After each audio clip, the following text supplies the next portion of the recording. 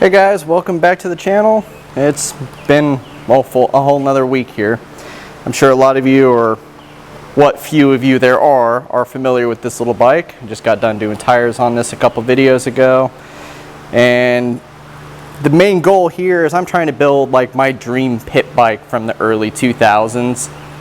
So back then, the king of pit bikes was BBR Motorsports. But they've since quit making a lot of the stuff that they did back then. Like the few stuff that I have been able to get a hold of have been like the gas cap, bars, skid plate, shifter, little things like that. You know, put the Honda CR80 kicker arm on it, stuff. Cool stuff. But anyways, I've been digging around trying to find the old parts. Like I would love to come across one of their Super Pro aluminum chassis and swing arm, or Lord forbid, should I find a perimeter frame that somebody still has that's not $8,000. But anyhow, they're next to impossible to find. But I did finally get lucky, and I came across an original sp5 front end. It's rough to say the least, but absolutely in rebuildable condition. The legs are straight, they're scarred up and dirty, which is not a big deal. I can go through and clean them up, paint them, put new seals in them, polish up the fork legs. The triple clamps are all anodized billet aluminum and in pretty good shape, but I'll put all new hardware and stuff in them. These are the original bars. Just I know that off of this centerpiece. They didn't do a round one for some reason. That's just how they make their bars, but I don't have the bar pad for them, which doesn't matter because I have the Carson Brown signature bars that I want to keep on the bike anyways. Those are way cooler. But lower triple clamps in good shape. I don't really care about the neck bearings because I've got new ones on the bike. But end goal, the Chinese copy front end, which isn't quite right because you can tell the bottom half's a completely different setup. And my powder coated triple clamps are going away to put BBR stuff on. And then later on I'm going to get the aluminum swing arm that they make for it, and maybe I can find a Fox float or like an Elka or an iShock or something for the back. Still trying to find the OG stuff, but you know, we'll get there eventually. But for now, this evening, I want to go ahead and tear these guys down, get them stripped, get them painted, and then, yeah, that's probably as far as I'll be able to go tonight because once I paint these things, they're going to need to sit. So I guess I'm going to get you guys set up, and I'll get my drain pan and stuff so I can pull these apart and start getting them prepped to be painted and then put back together. And yeah, I guess I'm just going to do a little sit down at the bench and bullshit with you guys while I pull these things apart and clean the hell out of them. Alright, so I got some tools here. I should have grabbed a pick so I can clean all the mud and grease and crap out of these Allen bolts in the bottom of the forks, because these things are pretty rough. Funny thing is I'm originally from California, and out there we have emissions on dirt bikes. So out there, well, at least when I lived out there, we had what was called a green sticker and a red sticker, and that was your registration for your dirt bikes. And if you had a red sticker, you could only ride your dirt bike there's only a couple months out of the year, or you had to be at like a sanctioned motocross track to be able to ride it. So if you went to like the local trail systems and stuff like that, if you had a red sticker bike, you were going to get fined by like Wildlife and Game, or you just get in trouble for it. But anyhow, I can see the Void logos all over this fork leg, and those are from one of those stickers. And I know the 4-stroke like air-cooled like Hondas and stuff, I guarantee you this one had a green sticker on it, which is pretty funny. And I kind of wish that the guy I got these from had left that green sticker on there just for like that sentimental. Yeah, I thought it would have been cool. But anyhow, I am going to clean all that glue off of there because I don't have the sticker anyways and it looks disgusting. So let's see if I can pop this cap off of here. Yes, this is under spring tension, but it's not like crazy spring tension. Probably have to go put this in the vise actually. But yeah, I need to get that top cap loose, get that loose. But first I'm going to take the top one off so I can pull the spring out, drain all the fluid, and measure how much fluid is in it. Because no, that fluid's not going back in, but I do need to know how much is in there so I can set it back where it was. I did do some research on this prior and checked with BBR Motorsports. They have YouTube videos from the early 2000s and stuff that are still up. And one of the videos is servicing these exact fork legs. So if you come across a set of them that you need to rebuild, you need to know how much oil they take or the process of pulling them apart, well, you can either watch me do it because I watched them do it first, or you can just go straight to the source and watch them do it. I know it wasn't Dwayne that did it, but one of his guys that was working for him at the time did a pretty good little video on how to do all this.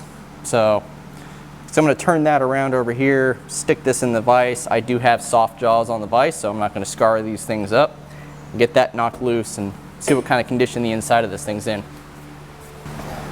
So went on ahead, got these in there, broke them all loose without tearing them up. And I'm going to start with this one here and get this cap off. So if you're not careful with this or haven't done it before, once this comes loose, the fork spring's in there. It's going to pop out like the can of worms. You know, with a little spring in them. And then again, I don't know how much of my audience is old enough to remember those stupid gag gifts, or it's just looked like a Pringles can. But anyhow.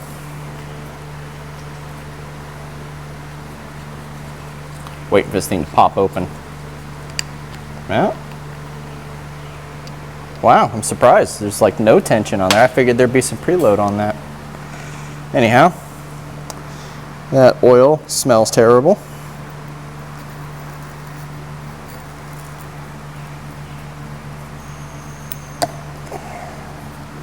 There's one fork spring.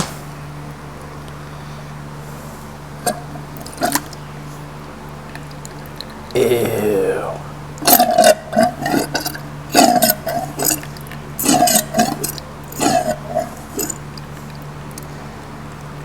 So it is safe to say this had nowhere near enough fork oil in it. These have been leaking for some time.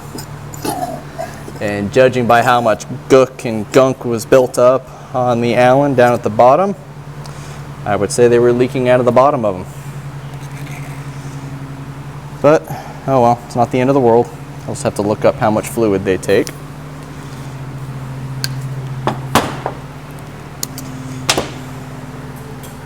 But anyhow, how's everybody's week going? Same old shit, different day, I would assume. It's kind of the general consensus I see with pretty much everybody.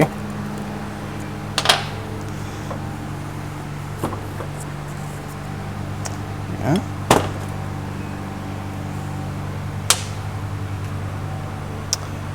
Disgusting. Cool. Well, there's one fork leg. Now the tube is my main concern. Is can I polish these guys up and save them? There's a little bit of pitting and a few little marks, which unfortunately are enough to make it leak. They're not terrible, like I've seen worse. Well, let's get this damping rod out of there. Yeah. And my rebound spring. Yeah, these are gross. These have never been serviced. Like they literally, this is the stuff that was in them when the guys over at BBR put it together. Absolutely. Yuck. All right, so, but that's why I got a couple cans of brake clean, because I'm gonna need them. So let's get a clean pan and some rags.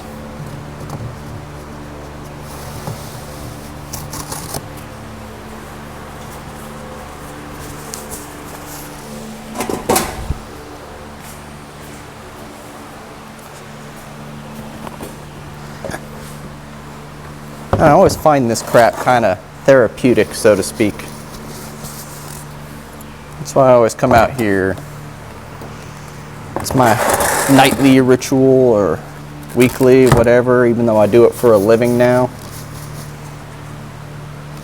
I used to just work on everybody's normal cars and crap, but now I get to fabricate and build cool shit.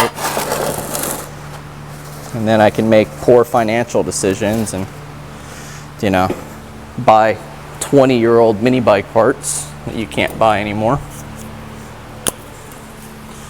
It might be 20. Nah, they're probably like 15 years old. Because I still have an old catalog from 2010. And back then you could still get it. Granted, in that catalog, those were probably like leftover stock that were just still available, and that's why it was still in there. But, because I know they phased them out. They started doing their own, a different front end, which you also cannot get. I know they're real popular doing the Marzocchi, or however you pronounce it, the inverted front forks, which are super nice, but definitely not for this particular build. Those would not work with this bike. Like if I was doing a perimeter frame bike or one of their aluminum chassis that they made, absolutely I'd be going for one of the inverted front ends. But for what I'm building, this is the perfect one.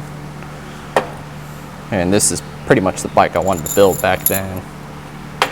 I mean, don't get me wrong, if I can come across one of the other chassis, it's full bore. We're doing the other one. But for now, God, just sludge on these things. This oil had broken down decades ago.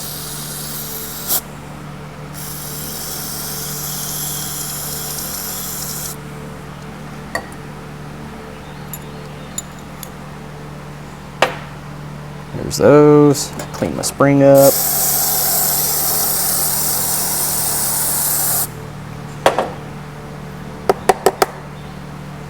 As you can see, I'm working in a pretty well ventilated area. If you want to make this even more fun, do it in a non-ventilated area. Seriously, don't do that though. I didn't tell you to do that. Brake clean's bad. Don't do that.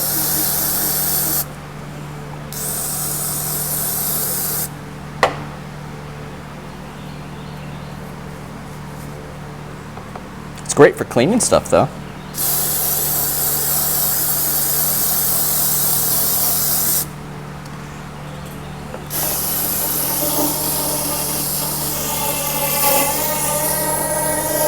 Oh yeah.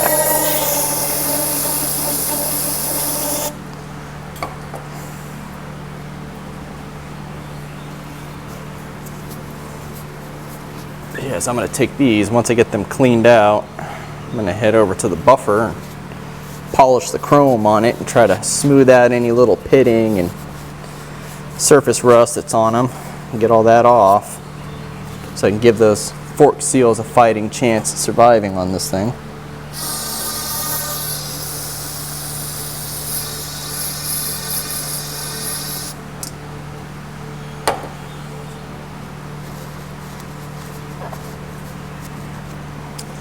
Alright, let's see. Oh no, that's coming off. I gotta grab a microfiber to polish off the void sticker. Alright, these can get set aside. Let's pop this apart. Get the dust seal off, which is already partially off, which is a little concerning. Ooh. Yep, just as bad as I thought it would be. Got a snap ring out and try to dig the actual seal itself out.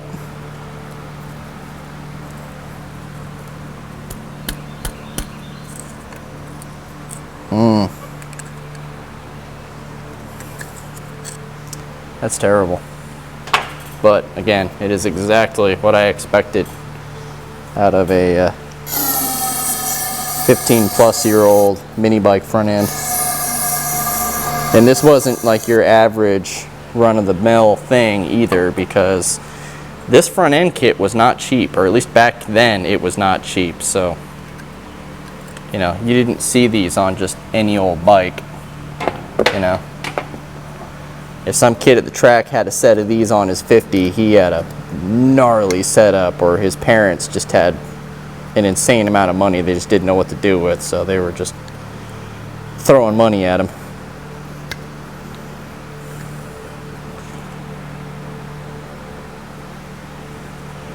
Anyhow, yeah, if you look this stuff up, these things were, heck, they're still not cheap. I think the new, they made a new perimeter frame kit, an old chassis, which again, it's just a chassis kit. It's not a whole bike. And I believe that sucker is going to be like $8 grand. And again, this is for a mini bike chassis. Granted, it's, you know, all custom made stuff here in the US. You know, you get what you pay for. But I remember back in the day, the Super Pro, which was an aluminum frame with a traditional MX style swing arm, that kit, I want to say it wasn't even like $2 grand. But again, back then, you know, $2,000 for a Honda 50 frame was pretty unheard of too. So yeah, I remember my dad looked at that stuff when I was really wanting one. He's like, "No, you're insane. You know, we're talking full-size motocross bike parts. No way."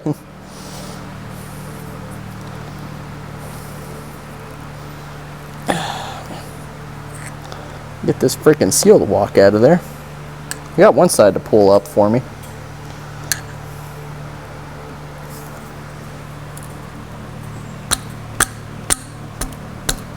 I also got to be careful not to scar the inside of this fork leg where the actual slider goes through. I want to tear that up.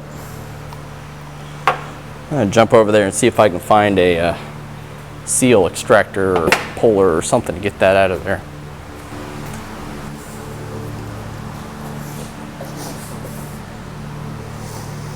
So now we got that seal walked out of there. I ended up using this little guy here, so I can actually stick it in there and pry it out. And that seal was completely shot, as to be expected. So I'm going to get this really cool old sticker off, which I have reproductions of them over there. They're not perfect copies, but they're pretty darn close, and well, I intend to ride this thing too, so they don't have to be 100% perfect for me. I'm not too worried about it, but do need to get them all apart, get them clean, and then I think what I'm going to do is I'll press the seals in that one over there, and well, this one, both fork legs. Then I can go on ahead and put some paint on them, let them sit overnight. And then once they've had time to sit and dry really well, then I'll go and assemble them, because I don't want to screw up the paint. God, there's practically nothing in them.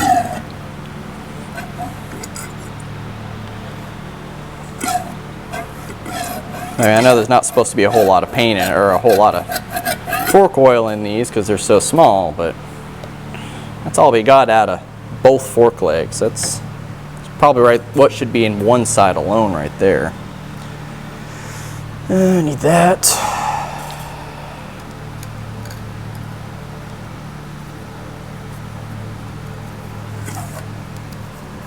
A little tension on this.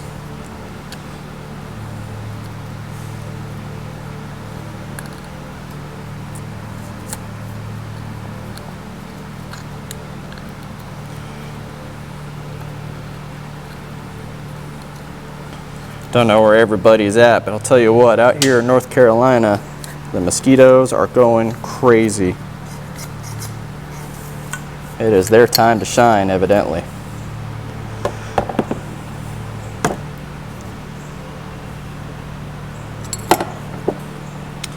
That piece. And I'll get that pry bar to push this little Allen bolt out, because the cool thing about these is BBR went through and put their own bolt in the bottom. It's got a little O-ring on it.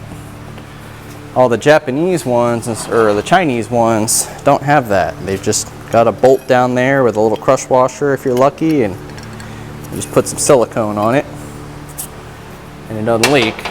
But they took the extra little step there to put these cool O-rings on there. Just quality stuff. That's the big thing about why their stuff costed so much too, is because it's good quality stuff. Get what you pay for. Let's see, pop this up on the side. Maybe. That'll work. One dust seal. Get the snap ring out so I can pull the actual fork seal itself out. Dude, there is so much mud in the tops of these between the dust seal and the actual fork seal. Yeah, this thing was it was definitely abused. Poor bike. Wish I had a chance at the rest of the bike other than just the front end, because if it had this front end on there, I'm wondering what other goodies were on it. Because let's face it, not a lot of people spent $1,500 on a mini bike front end and didn't do everything else.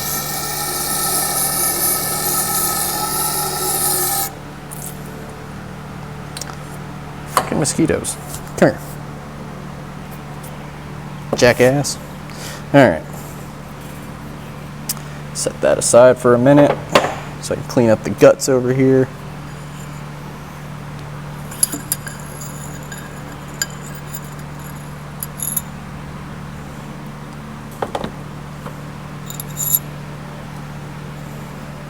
Adorable little dampening rod.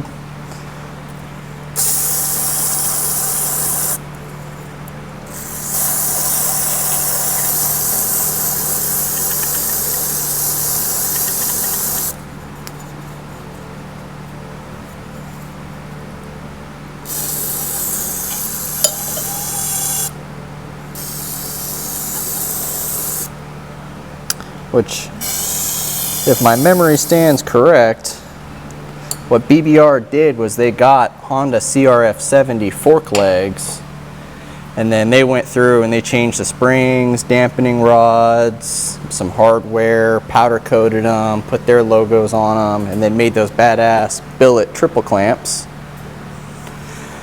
and then turned around and sold them. Similar to like what Spoon Motorsports does with Honda parts and Mugen and stuff like that. Yeah. They start with factory quality parts and then modify them for more performance. Thus you get OEM fitting and quality parts.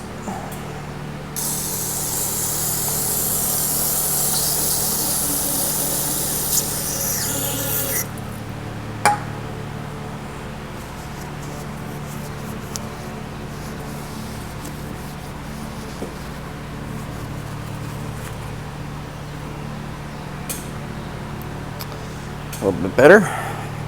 Set that one aside.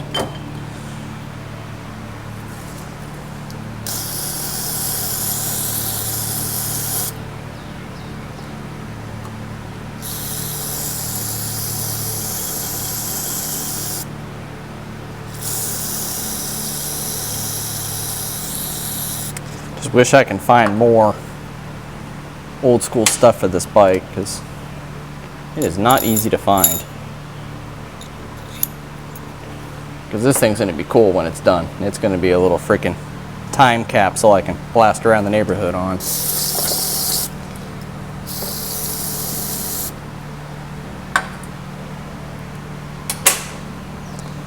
That, clean that one up.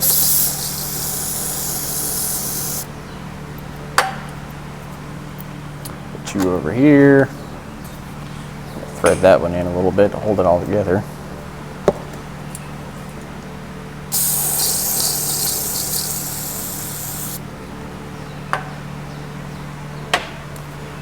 Alright, that handles all of that. Oh, alright, gotta get the seal out of this one. Hardest part of the whole job. So now I gotta get this guy out of here. And then, once this is out, I can pull the sticker off, scuff up the black paint on it, put some new black paint on it.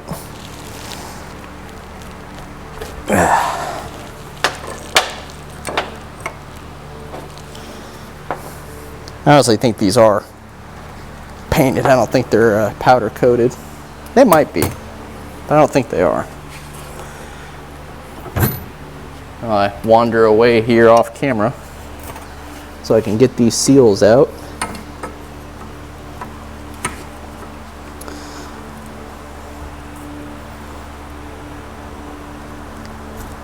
There we go. Perfect.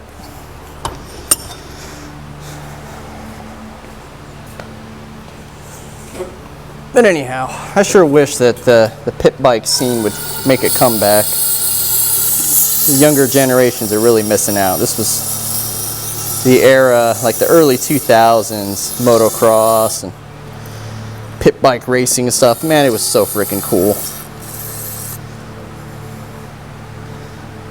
You know, you don't see this stuff, like just the style from back then, you know? Well, heck, half of you don't know. Some of you are old enough to know. I mean, I grew up from the days of, you know, SMP riding gear with the furry motocross pants and the helmet fins and holographic lenses on your frickin' dirt bike goggles. Or I really want to get a hold of is like a 2000 KX250 and then put one of those big one-piece side panels on it. So it was really popular with the freestyle motocross guys in like the late 90s, early 2000s for like marketing and shit. But they did a one-piece number plate and radiator shroud, whole side panel that covered the whole side of the bike, and they just gave them a really unique look. I'm sure it was terrible for like overheating and shit like that because you got no airflow to the bike. It was like putting a sport bike body on the thing. But you know, they do that, chop the seat way down, you know, chop that muffler down as tiny as possible to make these bikes as loud as possible, and just that rebellious nature that it was cool. I mean, it's usually every generation, every group there has their own way of going about it. I have to say, the older generations, yeah, we did it better. I'm just saying, kids today kind of need to step their game up. And I don't mean like, you know, act worse. I mean like, you know, find cooler ways to be rebellious instead of, you know, crazy hair and, you know, brain rot content on YouTube and everything having to be about frickin' who you have sex with. It's kind of lame if you ask me. But anyhow, everyone's got to get their attention somehow, I suppose. I just feel like there's better ways to go about it. And I'm sure I'll have a bunch of keyboard warriors on there. I'm not doing it for attention. This is who I am. Yeah, we'll find out about that one in a couple more years. They've already got enough studies and enough people that are going through and getting all that stuff done and regretting it.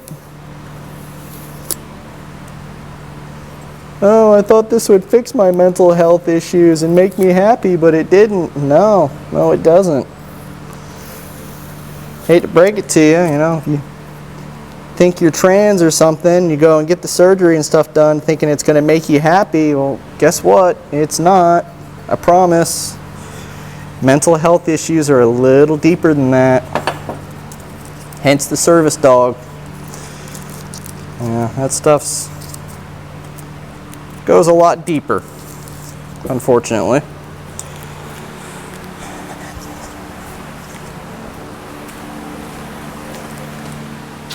Now, if I can find some fine grit sandpaper and clean these fork legs up, we'll take the whole box.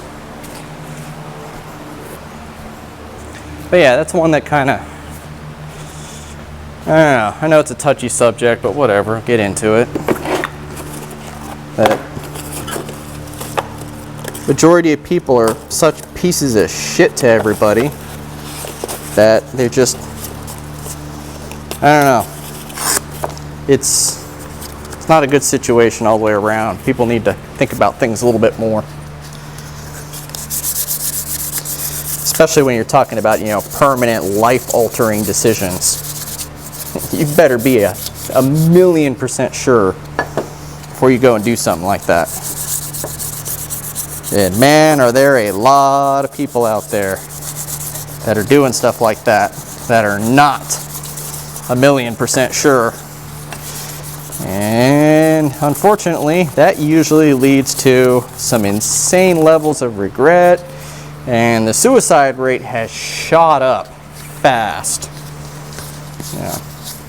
It's one of those, you know, you thought going through and getting snipped would make you happy and gain you some recognition and, you know, change your life for the better, and instead it just made people not like you even more and made you look like you're just, again, craving attention and doing it for attention, and it just didn't work. It all backfired.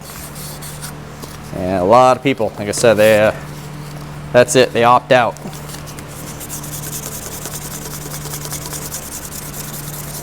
Versus my generation, when we wanted attention, you know, we went through and blue mohawk and skateboarding and getting in trouble.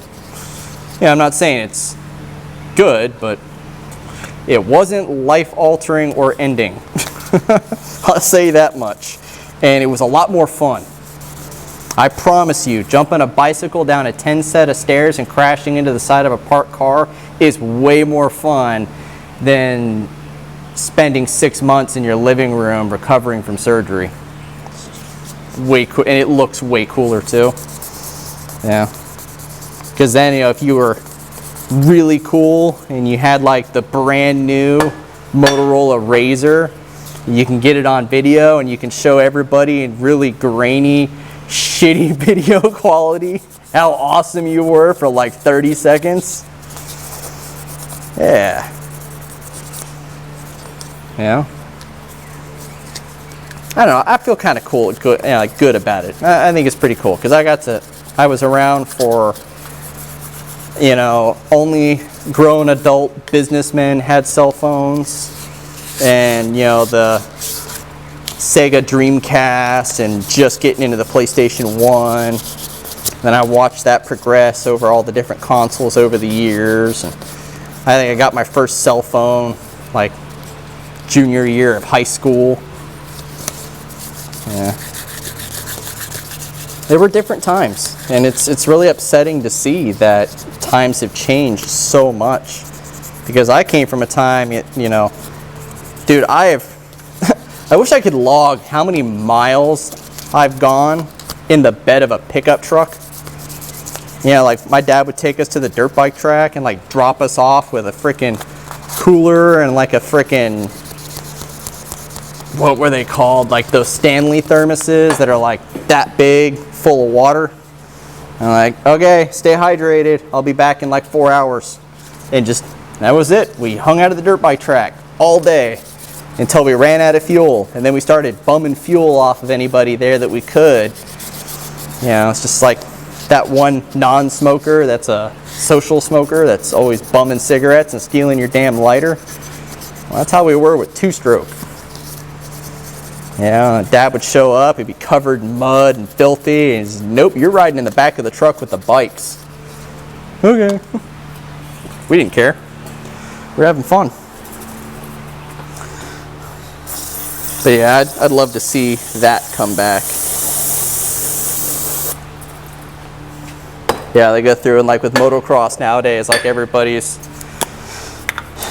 not to say it, but they've all kind of sissified. You know, all the dirt bikes have electric start. No one really rides two-strokes anymore. Then they go through and they look at Brian Deegan's son. Got busted street racing, and, you know, they're, oh, shame on him. He's such a bad influence to the kids. Like, what are you talking about? You have any idea the wicked stuff that his dad did back in the day? Like, I would expect nothing less from the son of Brian Deegan. I expected that kid to be out there freaking, you know, jumping a dirt bike over a house and having to get his face peeled off, all the shit behind it fixed and then stapled back on. Oh, that was Seth Henslow who did that. But anyhow, same guys, same group, same level of insanity. Like, that's the kind of stuff I'd expect coming from that family. Yeah. Those guys always have and always will be just absolute badasses in my book. Hell, if you get a chance, go on ahead and start digging around online and see if you can find some of the original, like, Terra Firma and Krusty Demons and stuff like that. Those were freaking awesome. The OGs of the day. But of course, that was that, you know, rebellious time of life. People don't rebel like that anymore. They're weird now. And I really wish that, you know, younger kids would get out and do stuff and experience life and learn things the hard way. Yeah, it's when you grow up rough and tough and hard, you know, life's not that bad. I mean, it is, but you get tough, you know. Makes it so you can cope with things. And that's why I'm out here doing this stuff. This is my time to reconnect and disconnect all at the same time. Because this here, so I'm focused on something. I'm doing something. This is my craft. This is my, you know, old man sitting on a porch whittling. You know, this is my equivalency. But it's also, you know, it's survival skills. That's why I called the channel Hard Luck Garage, because I have had a lot of hard luck in life. Okay, I've made a lot of mistakes. I've screwed up quite a bit, just like anybody else. But I can say this here has definitely made things easier. You know, I came from, you know, a family of chopper trash and motorcycle clubs and hot rods and motocross and all that cool stuff. You know, a line of very tough people.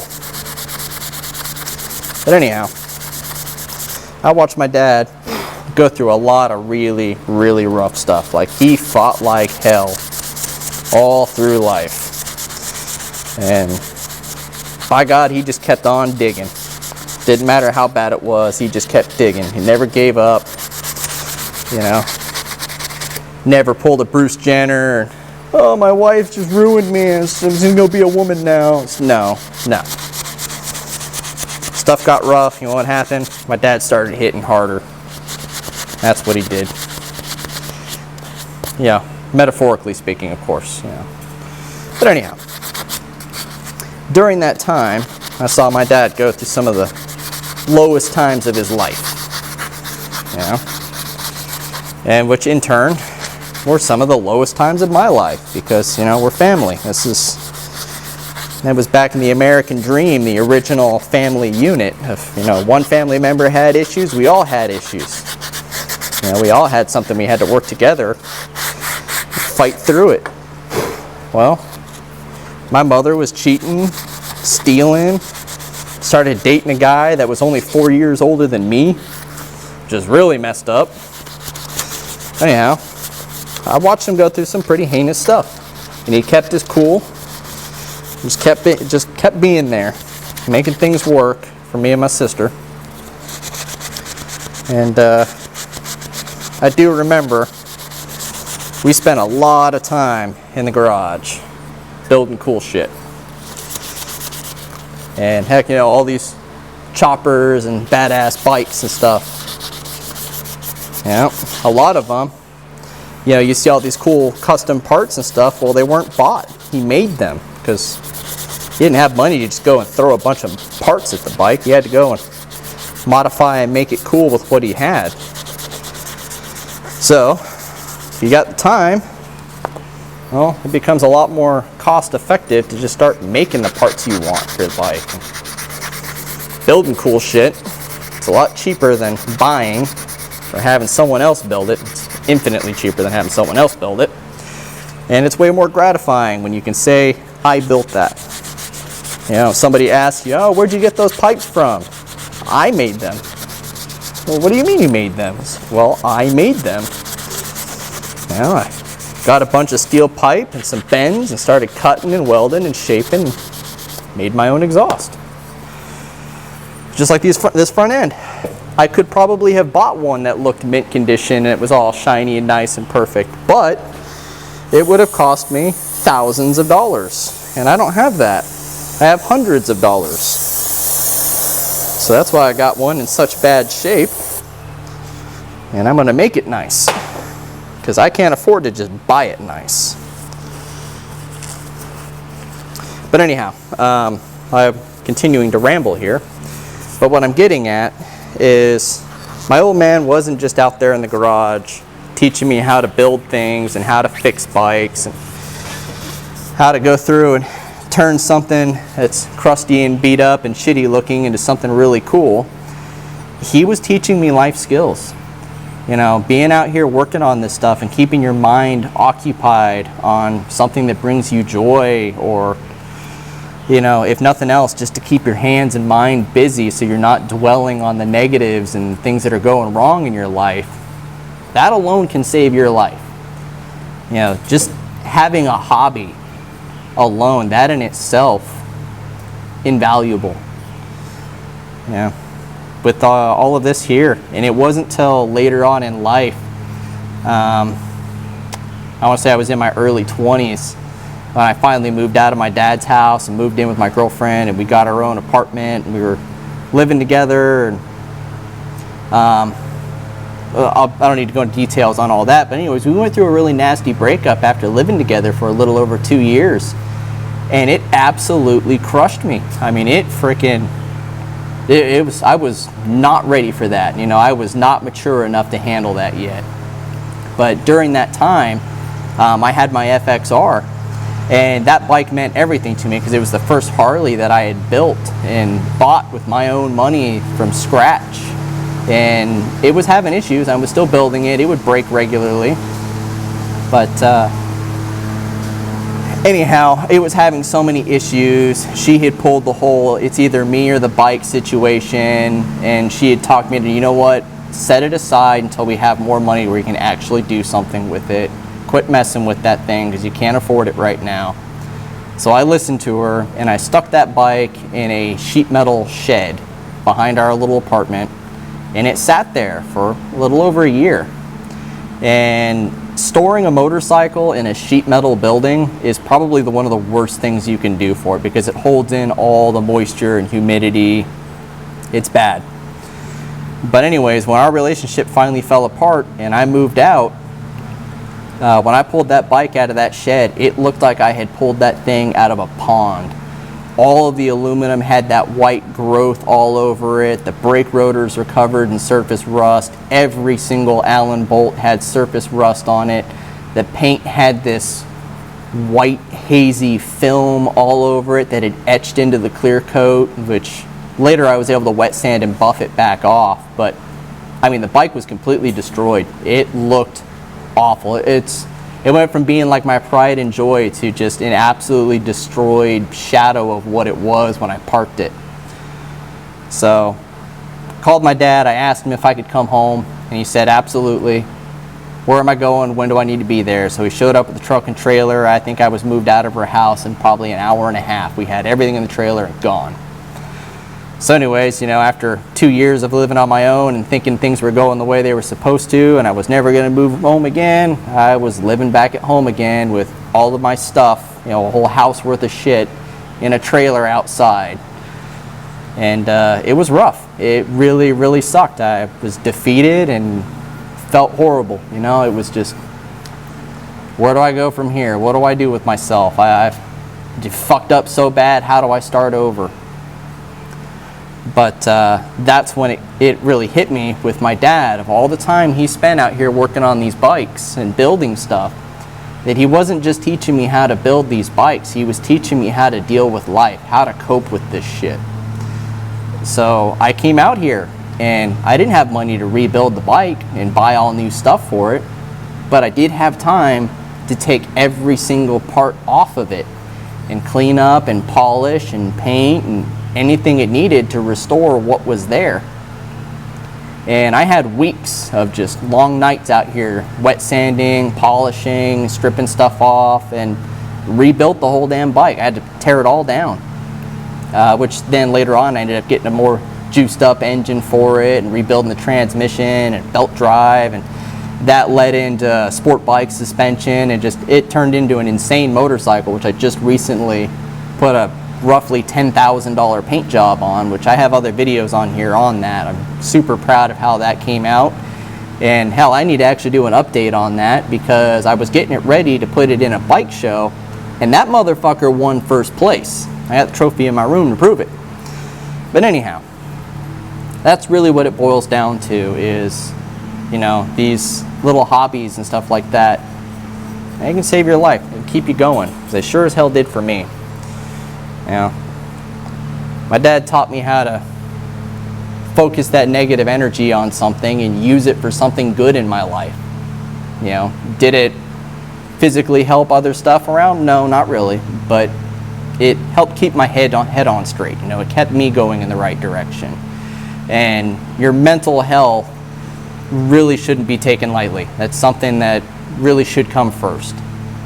You know, if you go through like after that, you know, job related, man, I went through a spot where I had 7 different jobs over the course of a year and a half, because I'd move in there, I'd move into the shop, work for a little bit, the people around me would suck, management would suck, I don't know, it just depends on what the issue was. And it's like, nah, I'm out of here, you people are insane, I'm not going to spend all day every day with you bastards. I'm going to go somewhere where I'm appreciated.